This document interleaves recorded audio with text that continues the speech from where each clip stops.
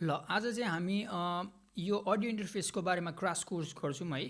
Crash course भन्नाले चाहिँ छोटकरीमा गर्ने कोर्स हुन्छ नि, यसको मेन कुराहरू म एक्सप्लेन गर्ने ट्राई गर्छु होइन। अनि यो अडियो इन्टरफेस चलाइराख्ने मान्छेलाई चाहिँ यो अडियो इन्टरफेस त्यस्तो खासै अप्ठ्यारो लाग्दैन क्या, यो अब त्यो बुझिसक्या हुन्छ है। तर यो नचलाएकोलाई चाहिँ अडियो इन्टरफेस भन्ने एकदमै के हो होइन, यो कसरी चलाउने, कहाँ हाल्ने, के गर्ने, यसले के गर्छ, त्यो एकदम कन्फ्युजिङ हुन्छ क्या। त्यही भएर म चाहिँ यसको बारेमा क्रास कोर्स गर्नु पऱ्यो भनेर सोचिरहेको थिएँ क्या, हुन्छ नि। यसलाई छोटकरीमा चाहिँ बुझाइदिनु पऱ्यो के हो भनेर, किनभने अस्ति मैले त्यो रेकर्डिङ गरेको च्याप्टर 1 मा चाहिँ अडियो इन्टरफेस जोड्ने यहाँ होइन, अनि इन्स्टल गर्ने भनेर चाहिँ त्यो। तर अब अडियो इन्टरफेस भनेको के हो थाहा नहुनेलाई चाहिँ त्यो गाह्रो हुन्छ नि त। अनि त्यही भएर चाहिँ आज अडियो इन्टरफेस भनेको के हो भनेर एक्सप्लेन गर्ने ट्राई गरिरहेको छु है। अनि मैले यसलाई चाहिँ के, किन, कसरी र कहिले भनेर चाहिँ छुट्याएको छु क्या, हुन्छ नि। यो अडियो इन्टरफेस अब यो के, किन, कहिले, कसरी होइन, त्यो आउँछ नि त त्यस्तो क्वेसन्सहरू। अनि त्यही भएर चाहिँ अनि यसलाई अब म त्यसरी नै बुझाउँछु है। अब यो के हो भन्दा चाहिँ यो के हो, अडियो इन्टरफेस भनेको के हो होइन।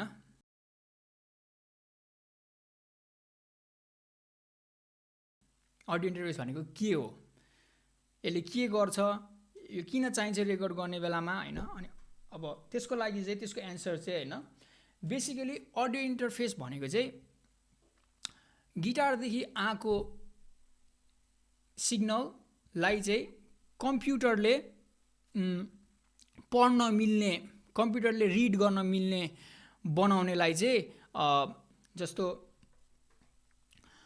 गिटारदेखि आएको सिग्नललाई चाहिँ कम्प्युटरले रिड गर्नु मिल्ने बनाउने होइन। अब त्यो कसरी बनाउने भन्दाखेरि के हो, गिटारदेखि के आउँछ, कम्प्युटरले के रिड गर्छ त होइन।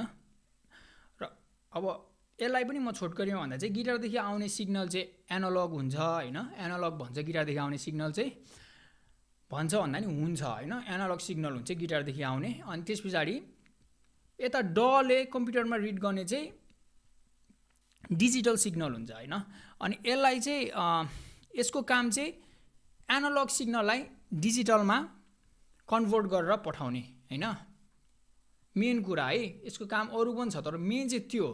अनि त्यस पछाडि अर्को के गर्छ यसले भन्दाखेरि फेरि कम्प्युटरदेखि डिजिटल सिग्नल चाहिँ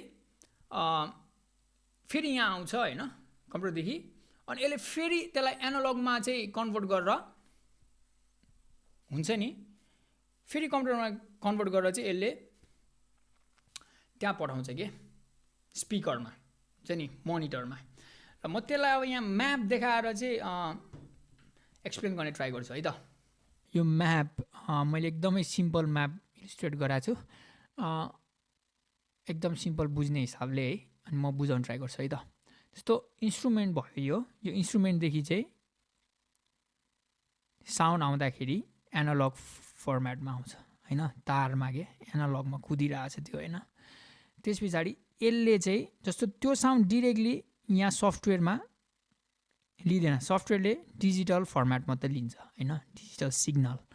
यहाँदेखि एनालग सिग्नल आइरहेछ, त्यो एनालग सिग्नल गएर अडियो इन्टरफेसले त्यसलाई चाहिँ कन्भर्ट गर्छ डिजिटल सिग्नलमा। अनि त्यो डिजिटल सिग्नल चाहिँ गएर कम्प्युटरको डमा जान्छ। ड भनेको फेरि एकपटक रेकर्डिङ सफ्टवेयर होइन।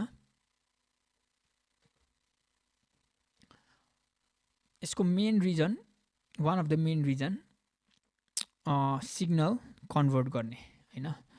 अनि त्यस पछाडि रेकर्ड भइसक्यो, यहाँ मिक्सिङ भयो, के भयो, अथवा मिक्सिङ भइरहेछ होइन। अनि त्यसलाई सुन्नु त पऱ्यो फेरि होइन। सुन्ने बेलामा फेरि कि त हामी स्पिकरदेखि सुन्छौँ, कि त अडियो के अरे हेडफोन्सदेखि सुन्छौँ होइन, इयरफोन्सदेखि सुन्छौँ होइन। अनि त्यो रेकर्ड भएको साउन्ड चाहिँ डिजिटल फर्मेटमा हुन्छ कि फेरि, हुन्छ नि। अनि त्यो डिजिटल फर्मेट चाहिँ फेरि जान्छ अडियो इन्टरफेसमा। अनि त्यसले चाहिँ फेरि त्यसलाई एनालग बनाउँछ होइन, त्यसलाई स्पिकरमा पठाउँछ क्या। अनि त्यस पछाडि एनालग सिग्नल भएर स्पिकरमा गएर अनि हाम्रो कानसम्म आउँछ भनेपछि यसको मेन कारण चाहिँ के हो, अडियो इन्टरफेस भन्दा चाहिँ सिग्नल कन्भर्ट गरेर त्यसलाई चाहिने फर्मेटमा यसले पुर्याउँछ हुन्छ नि। अब डिजिटल सिग्नल भने के हो एनालग सिग्नल भने के हो, एनालग डिजिटल हैन, यसको अब लामो कुरा छ, त्यो पनि कुनै दिन गरौँला क्रास कोर्स बनाएर हुन्छ नि।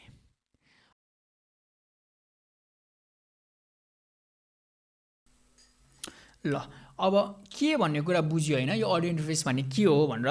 अब किन अडियो इन्टरफेस चलाउने हुन्छ नि, किन चलाउने, किनभने कम्प्युटरमा डाइरेक्ट हालेर पनि रेकर्ड गर्नु त मिल्छ, भोइस माइक हैन, तर किन चलाउने भन्दाखेरि चाहिँ राउटिङ अप्सन्स के हुन्छ नि, यसमा यति धेरै राउटिङ अप्सन्स छ हैन, त्यो अब त्यो डाइरेक्ट कम्प्युटरमा चलाउँदा त्यो डाइरेक्ट कम्प्युटरमा युएसबी माइक हालेर के गरेर गर्दाखेरि त्यो अब धेरै अप्ठ्यारो हुन्छ के।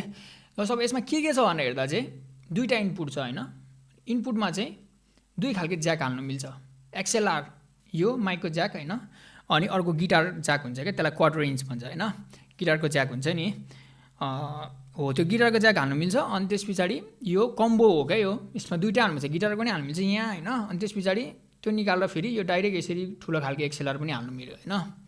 मैले होपफुल्ली मैले त्यो एक्सएलआर भनेको के हो, गिटारको ज्याक के हो देखाउनु पर्दैन होला। त्यस पछाडि अर्को के हुन्छ यसमा भन्दाखेरि इनपुट अप्सन भयो के हुन्छ नि, सिग्नल कति लिने हुन्छ नि, थोरै लिने कि, थोरै लियो भने अभियसली सानो सुन्छ हैन, धेरै लिने कि पुरै धेरै लिने कि हैन, कतिसम्म लिने अब हुन्छ नि। अब यो मिलाउनु मिल्यो क्या, धेरै लियो भने फाट्छ हैन, त्यो ठ्याक्क नफाट्ने गरी ठ्याक्क सानो नहुने गरी सिग्नल लिनु मिल्छ क्या हुन्छ नि, त्यो अप्सन भयो यसमा हैन। त्यो डाइरेक्ट कम्प्युटरमा हाल्दाखेरि त्यो हुँदैन हुन्छ नि, गाह्रो हुन्छ कि।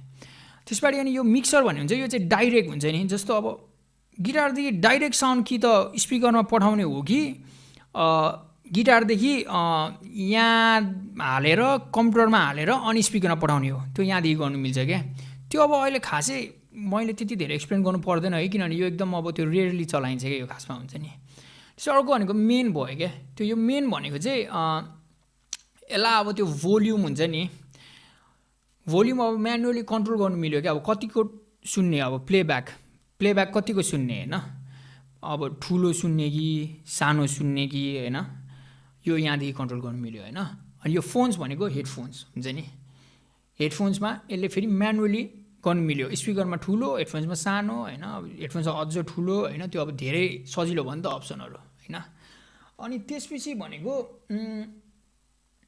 यसमा अब अर्को भनेको फ्यान्टम पावर भन्ने हुन्छ क्या, जस्तो माइक्रोफोनमा हैन, कन्डेन्सर माइक्रोफोन भन्ने एउटा टाइप अफ माइक्रोफोन हुन्छ, जस कुनै कुनै माइक्रोफोनमा चाहिँ पावर चाहिन्छ क्या, जस्तो ब्याट्री चाहिएको जस्तो हुन्छ नि, अनि यसले चाहिँ फ्यान्टम पावर पनि दिन्छ क्या, 48 भोल्ट भनेर देखाइरहेको छ नि हैन, त्यो थिच्यो भने चाहिँ फ्यान्टम पावर गयो, यो बिना चल्दैन त्यो माइक हुन्छ नि, यसले त्यो पनि दिन्छ हैन, फ्यान्टम पावर हैन। अनि त्यस पछाडि अरू के छ यसमा, अरू राउटिङ अप्सन्सहरू भन्दा चाहिँ अब यहाँ हेडफोन्स हाल्ने ज्याक छुट्टै छ हैन, अब त्यसलाई मैले अस्ति देखाइहालेँ, छुट्टाएर दुईवटा निकाल्ने बनाएको छ अझ मैले, दुईजना मान्छेले एक एकवटा हेडफोन लगाएर जाम गरे भयो, बजाए भयो, रेकर्ड गरे भयो हैन। अनि मेन आउट भनेको चाहिँ स्पिकरमा जाने हो क्या, स्पिकरमा जाने हो, त्यहाँ हैन जाने हो क्या, यो लेफ्ट राइट स्टेरियो बनाएर हैन। त्यसपछि अर्को अप्सन के छ भन्दाखेरि मिडी किबोर्ड, यो किबोर्ड जुन छ नि, अब यो त्यहाँ जोड्नु मिल्छ कि, मिडी भन्ने एउटा टाइप अफ इनपुट हो त्यो पनि हैन, त्यो मिडी भयो। अनि अब त्यो एक्सएलआर के भनेको चाहिँ मिडी पनि वान टाइप अफ त्यो इनपुट हो क्या, त्यो मिडी पनि अब इन आउट गर्नु मिल्यो क्या यहाँदेखि हुन्छ नि। अनि युएसबी 2.0 भन्दा चाहिँ यो चाहिँ यो र कम्प्युटर कनेक्ट गर्ने मेथड हो क्या, एउटा टाइप अफ कनेक्सन हुन्छ नि युएसबी कनेक्सन।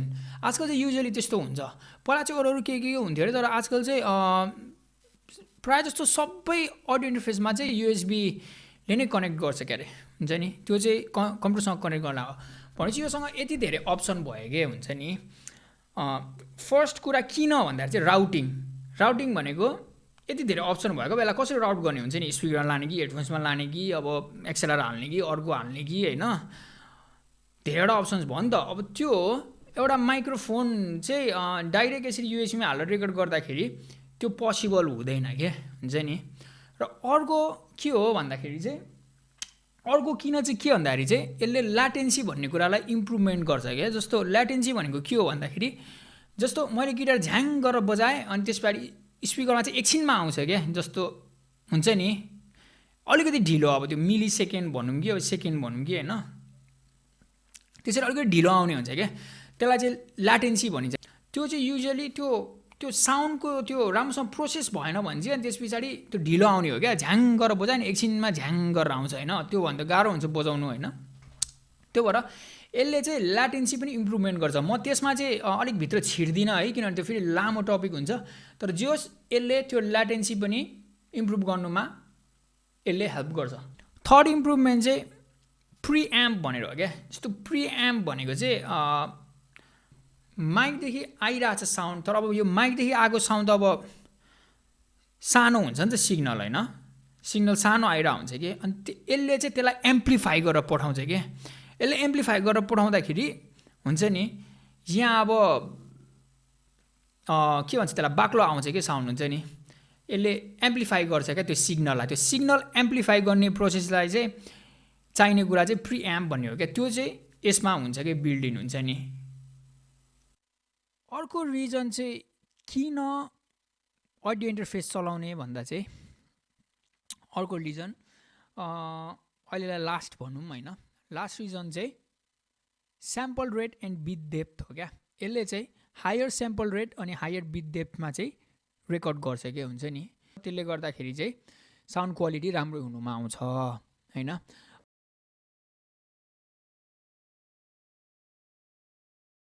त्यसो भए अब म कसरी भन्ने कुरामा जम्प गर्छु है। के किन कसरी कहिले हुन्छ नि, के भन्दाखेरि मैले भनिहालेँ, किन भन्ने कुराहरू पनि भनिहालेँ अहिले होइन। कसरी भन्दा चाहिँ अब कसरी चलाउने यो अडियो इन्टरफेस, कसरी जोड्ने, कसरी आउँछ त्यहाँ होइन, त्यो कुराहरू नि। अनि अब यसलाई कसरी चलाउने भन्दा चाहिँ फर्स्ट कुरा यसको कनेक्सन युएसबीदेखि हुन्छ। अघि मैले देखाइहालेँ होइन, त्यहाँ युएसबी हाल्ने ठाउँ हुन्छ, त्यहाँदेखि गएर कम्प्युटरमा युएसबीले कनेक्ट हुन्छ। त्यो भएपछि सेकेन्डमा के गर्नु पऱ्यो भन्दाखेरि मैले लास्ट भिडियोमा देखाएको जस्तो ड्राइभर इन्स्टल गर्नु पऱ्यो होइन। अनि थर्ड के गर्ने भन्दाखेरि ड्राइभर सेलेक्सन गर्ने, त्यो पनि मैले अस्तिको भिडियोमा देखाएको छु। डिभाइसमा गएर अडियो सेटअपमा गएर होइन, अडियो सेटिङ्समा गएर चाहिँ यो डिभाइस त्यहाँ सेलेक्ट गर्नु मिल्छ क्या। त्यो सेलेक्ट गर्नु मिलेपछि यो डिभाइस थ्रुदेखि साउन्ड आयो गयो होइन, त्यसरी चाहिँ कसरी भन्दा त्यसरी चलाउने हुन्छ नि। त्यो बुझेन भने लास्ट भिडियो हेरे हुन्छ। अनि मैले त्यो कसरी कनेक्ट गर्ने, ड्राइभर कसरी इन्स्टल गर्ने भन्ने कुराहरू चाहिँ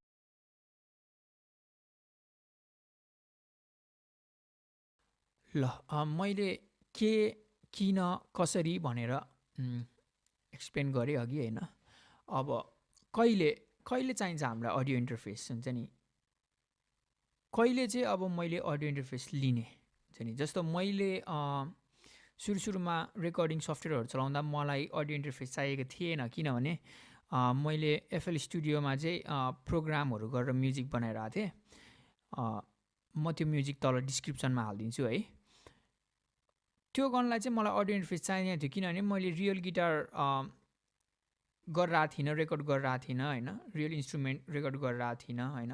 मलाई क्वालिटीको खासै मतलब थिएन होइन। अनि मैले अडियो इन्टरफेस बिनै मैले चलाइरहेको हुन्थेँ रेकर्डिङ सफ्टवेयरहरू, म्युजिक बनाइरहेको हुन्थेँ हुन्छ नि। तर जब मलाई रियल गिटार रेकर्ड गर्नु पर्यो, जब मलाई गिटारको साउन्ड क्वालिटी राम्रो चाहियो, त्यति बेला चाहिँ मैले अडियो इन्टरफेस लिएँ हुन्छ नि। अब त्यो डिपेन्ड्स हुन्छ नि कति बेला चाहिन्छ भन्ने कुरा चाहिँ, कहिले चाहिन्छ भन्ने कुरा चाहिँ त्यस्तो कुराहरूले डिपेन्ड गर्छ है। ल आजलाई यति गऱ्यौँ है अडियो इन्टरफेसको क्रास कोर्स। म chapter second for the recording त्यो चाहिँ म चाँडै हाल्छु है। अहिलेलाई यति नै गरौँ है त, बाई।